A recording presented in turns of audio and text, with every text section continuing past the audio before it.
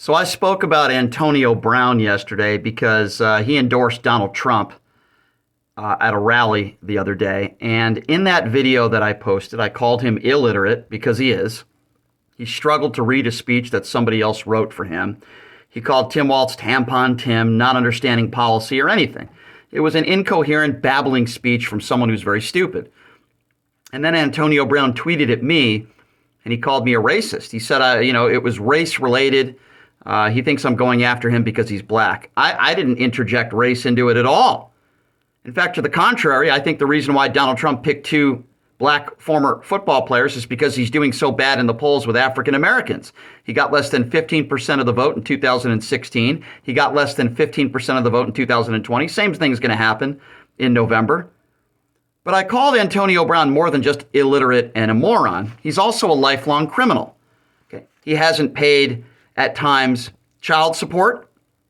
This is a man who assaulted a truck driver, pled no contest, got 2 years probation. This is also a guy who was sued by his personal trainer over alleged sexual assault. She claimed that he masturbated in front of her without her permission. This is a guy with a lifelong history. He was sued by his personal chef. This is also a guy who was accused of throwing furniture in a lawsuit, reckless driving, domestic dispute with the mother of his daughter. The rap sheet goes on and on with this guy. He's just not a good guy. He's a bad guy. Lost $80 million that he made in the NFL, filed for bankruptcy because he's stupid. He's ignorant.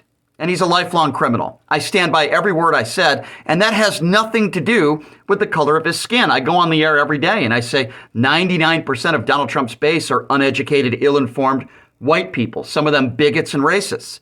This has nothing to do with the color of skin for me.